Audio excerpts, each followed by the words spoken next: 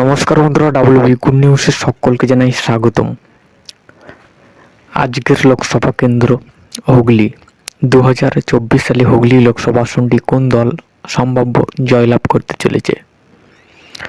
এই আসন থেকে আইএসএফ 2024 সালে প্রার্থী দিলে কেমন দখলে যেতে পারে হুগলি লোকসভা আসনটি 2024? 19 এবং 14 সালের লোকসভা ভোটের ফলাফল ঠিক কেমন হয়েছিল এবং 2021 সালের বিধানসভা নির্বাচনের 7টি কেন্দ্রের কোন দল এগিয়ে রয়েছে, অর্থাৎ কাদের দখলে যেতে পারে হুগলি লোকসভা আসনটি? প্রথমে আমরা দেখে নেব 2014 সালে হুগলি লোকসভার ফলাফল ঠিক কেমন হয়েছিল, অর্থাৎ কোন দল জয়লাভ করেছিল।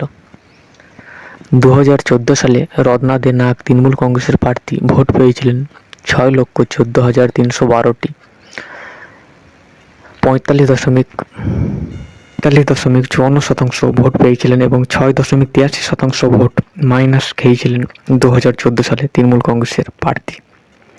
এবং প্রধান বিরোধী দল 2014 সালে সিপিআইএম এবং ভোট পেয়েছিলেন 4,25,228টি এবং 31.52%, এবং 10.84% ভোট মাইনাস খেয়েছিলেন 2014 সালে। অপরদিকে বিজেপি প্রার্থী চন্দন মিত্র 2,21,271টি ভোট পেয়েছিলেন এবং 16.40% এবং 12% ভোট প্লাস খেয়েছিলেন। এবং কংগ্রেস প্রার্থী ভোট পেয়েছিলেন 42,000 এবং 3.13%। 2019 সালের ফলাফলটা যদি আমরা দেখে নিই, 2019 সালে বিজেপি প্রার্থী লকেট চট্টোপাধ্যায় ভোট পেয়েছিলেন 6,71,448টি এবং 46.3%। 29.66% ভোট প্লাস খেয়েছিলেন লকেট চট্টোপাধ্যায় এবং জয়লাভ করেছিলেন। এআইটিসির প্রার্থী রত্না দে নাগ 5,98,086টি ভোট পেয়েছিলেন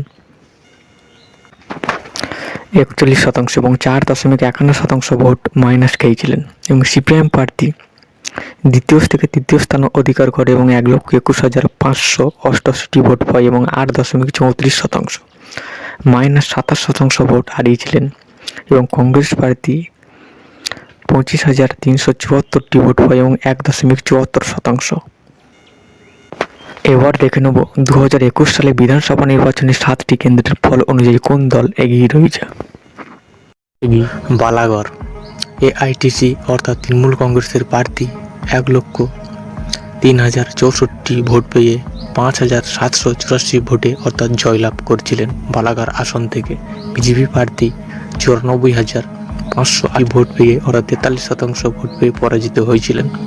সিপিএম প্রার্থী অর্থাৎ 19,766 ভোটে পরাজিত হয়েছিল। পরবর্তী বিধানসভা আসন ধনেখালি এআইটিসি অর্থাৎ তৃণমূল কংগ্রেসের প্রার্থী 1,24,776টি ভোট পেয়ে 53%, 30,159 ভোটে জয়লাভ করেছিলেন। বিজেপি প্রার্থী 94,617টি ভোট পেয়ে 40% পরাজিত হয়েছিলেন। কংগ্রেস প্রার্থী 9,033টি ভোট পেয়ে পরাজিত হয়েছিলেন। পরবর্তী সভা আসন সোনাচূড়া টিএমসি প্রার্থী অর্থাৎ 1,17,104টি ভোট পেয়ে 46%, 18,417টি ভোটে জয়লাভ করেছিলেন। সংসদ লকেট চ্যাটার্জি ভোট পেয়েছিলেন 98,687টি, 39% ভোট পেয়ে পরাজিত হয়েছিলেন। এআইবিএফ প্রার্থী অর্থাৎ 28,777টি ভোট পেয়ে পরাজিত হয়েছিলেন। পরবর্তী বিধানসভা আসন চন্দননগর এআইটিসি অর্থাৎ ভোট পেয়েছিলেন 86,778টি এবং 48% ভোট পেয়ে 31,029 ভোটে জয়লাভ করেছিলেন।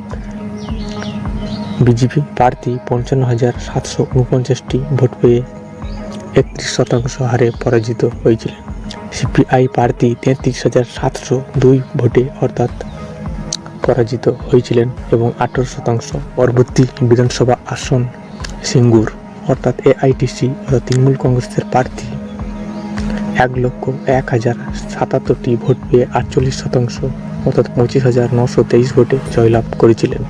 বিজেপি প্রার্থী রবীন্দ্রনাথ ভট্টাচার্য 75,154 ভোটে পরাজিত হয়েছিলেন এবং 36%। সিপিআই প্রার্থী 30,016টি ভোট পেয়ে পরাজিত হয়েছিলেন। পরবর্তী আসন পান্ডুয়া এআইটিসি অর্থাৎ রত্না দে নাগ 1,02,074টি ভোট পেয়ে 46% ভোটে অর্থাৎ 858 ভোটে জয়লাভ করেছিলেন এবং বিজেপি প্রার্থী পার্থ শর্মা 71,016টি ভোট পেয়ে পরাজিত হয়েছিলেন। সিপিএম প্রার্থী অর্থাৎ 41,000 ভোট পেয়ে পরাজিত হয়েছিল। পরবর্তী বিধানসভা কেন্দ্র সপ্তগ্রাম। টিএমসি প্রার্থী অর্থাৎ 93,328 ভোটে 28টি ভোট পেয়েছিলেন এবং 49% ভোটে 9,772 ভোটে জয়লাভ করেছিলেন। 83,000 ভোট পেয়েছিলেন বিজেপি প্রার্থী এবং 43% ভোটে অর্থাৎ পরাজিত হয়েছিলেন। অবশ্যই ভিডিওর কমেন্ট বক্সে জানাবেন অর্থাৎ 2024 সালে এই লোকসভা আসনটি অর্থাৎ কোন দল ছিনিয়ে নিতে চলেছে। তো পুনরায় লকেট চ্যাটার্জি ধরে রাখতে পারবে, তো অবশ্যই ভিডিওর কমেন্ট বক্সে জানিয়ে দেবেন।